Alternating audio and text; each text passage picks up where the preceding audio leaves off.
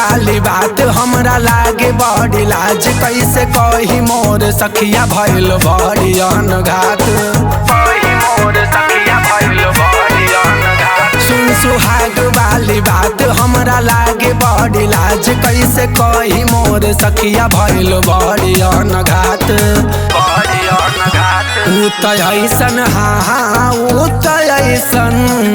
त ऐसन फीलिंग कैलस रे भैर सखी मोर समान मुआ ना गिल कैलस रे। ऊ त ऐसन फीलिंग कैलस रे भैर सखी मोर समान मुआ ना गिल कैलस रे।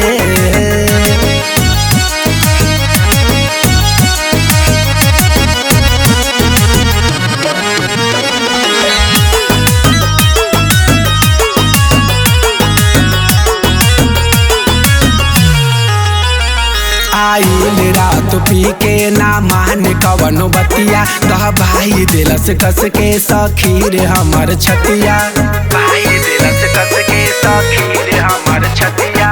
आइल रात पी के ना मान कवनो बतिया, दह भाई दिलस कस के सखी रे हमर छतिया। एकरा रहन से जीव उजरल रे भैर सखी मोर समान मुआ ना गिल कैलस रे।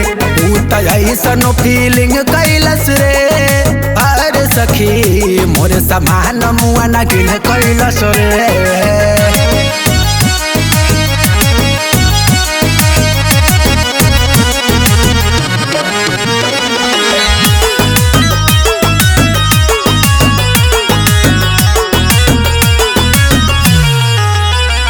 करे अजब गजब खेला भइल बड़का झमेला, एकरा न संगे रहबै करेला झमेला। करे अजब गजब खेला भइल बड़का झमेला, एकरा न संगे रहबै करेला झमेला। लखन नसे नसे सुन कैलस रे आय रे सखी मोर समान मुआ ना गिल कैलस रे।